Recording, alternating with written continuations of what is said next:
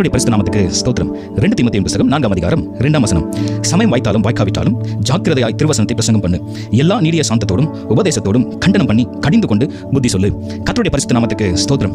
சமயம் கிடைத்தாலும் கிடைக்காவிட்டாலும், நேரம் கிடைச்சாலும் கிடைக்காவிட்டாலும் கருத்தாய் ஜாக்கிரதையாய் ஆண்டவருடைய வார்த்தையை நாம் கொண்டு போய் சேர்க்கணும். சுவிசேஷத்தை சொல்வது நம்மேல் விழுந்த கடமை. எத்தனை பேர் நீங்க சுவிசேஷத்தை அறிவிக்க முன் வந்திருக்கீங்க? எத்தனை பேர் உங்க சொந்த வாழ்க்கையில யாருக்காவது ஒரு நாளில ஒருத்தர்கிட்டயாவது நீங்க சுவிசேஷத்தை கொண்டு போய் சேர்த்திருக்கீங்க?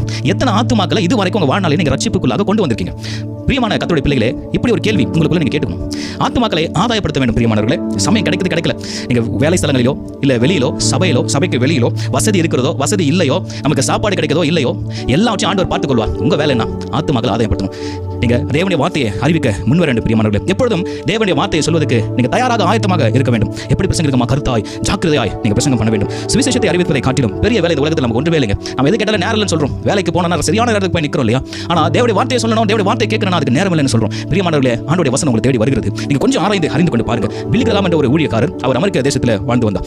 அவர் வயது சென்ற காலத்தில் கூட தேவனுடைய வசனத்தை அறிவிக்கிற ஒரு மனுஷனாய் காணப்பட்டார். அல்லேலூயா. ஒரு நாள் எல்லா பத்திரிகையாளர்களும், அங்க இருக்கிற பாஸ்டர்ஸ்களும், அங்க இருக்கிற அரசியல்வாதிகளும் அவரை சென்று பார்த்து, ஐயா, யுஎஸ்ஏக்கு பிரசிடென்ட்டா நீங்க ஏன் தேர்தலில் நிற்க கூடாது? நீங்க வந்து தேர்தலில் நில்லுங்க, மக்கள் செல்வாக்கு இருக்கிறவங்க எல்லாம் நம்புறாங்க, தேவனுடைய ஊழியக்காரர் நீங்க, அதில் வந்து நின்னீங்கன்னா இந்த நாட்டுடைய பிரசிடென்ட்டா நீங்க மாறலாம் அப்படின்ட்டு அவர் அழைச்சாங்களாம். அதுக்கு அவர் சிரித்துக் கொண்டே சொன்னாராம், சுவிசேஷத்தை அறிவிப்பது என்பது என்மேல் விழுந்த கடமை. ஆண்டவன் அழைத்திருக்கிறார், அதை நான் பார்க்கிறேன். என்ன ரொம்ப கீழ்மட்ட வேலையை கொடுத்து இந்த பதவியில் கொடுத்து உட்கார வைக்காதீங்க. நான் ஏற்கனவே உயர் பதவியில் தான் இருக்கிறேன். நான் ஆண்டவருடைய ஊழியக்காரன் சொல்லுறேன், நான் ரொம்ப பெருமைப்படுறேன். இந்த சின்ன பதவி கொடுத்து என்ன நீங்க கீழ்மட்டத்தில் கொண்டு போயிடாதீங்கன்னு சொன்னாராம். அல்லேலூயா. நீங்க எந்த நேரத்திலும் தேவனுடைய வார்த்தையை சொல்ல தயாராக இருக்க வேண்டும். நீடிய சாந்தத்தோடு சுவிசேஷத்தை சொல்ல வேண்டும். ஊழியர்களுக்கும் ஊழியக்காரர்களுக்கும் எதிர்ப்புகள் வந்தாலும் நீங்க நீடிய சாந்தத்தோடு, நீங்க புறஜாதிகளிடத்தில் பேசும்போது, நீங்க ஆண்டவரை அறியாத மக்களிடத்தில் பேசும்போது நீடிய சாந்தத்தை தரித்துக் கொண்டு சாந்த மனதோடு கூட வார்த்தை சொல்லுங்க. சுருக்கமா சொல்லுங்க. ஒரு வசனத்தை மாத்திரம் சொல்லுங்க.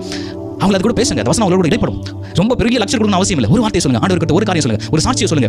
நிச்சயமாக நீங்க ஆத்துமக்களை ஆதாயப்படுத்துங்க. யோனாவை குறித்து நான் பார்க்கும்போது, அவர் நினிவேக்கு போக சொன்னால் தர்ஷீஷுக்கு போயிட்டார். ஆண்டவர் சொல்றாரு, நினிவேக்கு போயிட்டு அந்த மக்கள் மனம் திரும்ப வேண்டும், சுவிசேஷத்தை அறிவிக்கணும்னு சொன்னாரு. என்ன பண்ணிட்டார்? ட்ராக் மாதிரி போயிட்டார். 3 நாள் மூயின் வயிற்றில் அவர் இருந்தார்னு பார்க்கிறோம். அப்புறமா வந்து அவங்க போயிட்டு பிரசங்கம் பண்றாரு. பிரசங்கம் பண்ணது ஒண்ணே தான், 40 நாளில் நினிவே கவிழ்க்கப்படும். அங்க ராஜா முதல் சாதாரண மனுஷன் வரைக்கும் உபவாசம் செய்து அதை கேட்டு மனம் திரும்பாங்க. பிரியமானவர்களே, அல்லேலூயா. உங்கள் மேல் விழுந்த கடமை சுவிசேஷத்தை அறிவிப்பது. நீங்க நேரம்லாம் சொல்ல வேண்டாம். அல்லேலூயா. எனக்கு சமயம் கிடைக்கலன்னு சொல்லாதீங்க. தேவனுடைய வார்த்தையை சொல்வதில் நீங்க முந்திக் கொள்ள வேண்டும். பிரியமானவர்களே, அல்லேலூயா. கர்த்தர் அதை எதிர்பார்க்கிறார் இடத்துல இருந்து. ஆமென். அல்லேலூயா. பெந்தெகோஸ்தே நாளில் நான் பார்க்கும்போது, பேதுரு பண்ண முதல் பிரசங்கத்திலே 3000 பேர் ரட்சிக்கப்பட்டாங்க. அப்போஸ்தலர் நடவடிக்கையில் இங்கு சொல்லப்பட்டிருக்கிறது. ஆண்டவரை ஏற்றுக்கொண்டு ஞானஸ்நானம் பெற்று 3000 பேர் அந்த நாளில் ரட்சிக்கப்பட்டார்கள் என்று பார்க்கிறோம். ஒரே ஒரு பிரசங்கம், ஒரே ஒரு வார்த்தை அந்த நாளில் கிரியை செய்து 3000 பேர் ரட்சிப்பின் வழியில் கொண்டு வந்ததுனா, நம்ம ஆண்டவர் கொடுத்த அந்த கிரேஸ் பீரியட்ல வாழ்ந்து கொண்டிருக்கிறோம். நம்ம என்ன செய்து கொண்டிருக்கிறோம்? ஆராய்ந்து அறிந்து பாருங்க. நேரம் கிடைத்தாலும், சமயம் வாய்த்தாலும், வாய்க்காவிட்டாலும் நீங்க கடிந்து கொண்டு கண்டனம் பண்ணி யாரிடத்தில் எப்படி பேசணுமோ, அல்லேலூயா, அது போல பேசுங்க. சில குழந்தைகள் வந்து அடிச்சாதான் அதுங்க வந்து மாறும். சில குழந்தைகளை அன்போடு பேசினா மாறிடும். அல்லேலூயா. கடிந்து கொண்டு கண்டனம் பண்ணி நீடிய சாந்தத்தோடு சுவிசேஷத்தை அறிவிங்க. அப்போது கர்த்தருடைய ஆசீர்வாதம் நிறைவே கிடைக்கும்.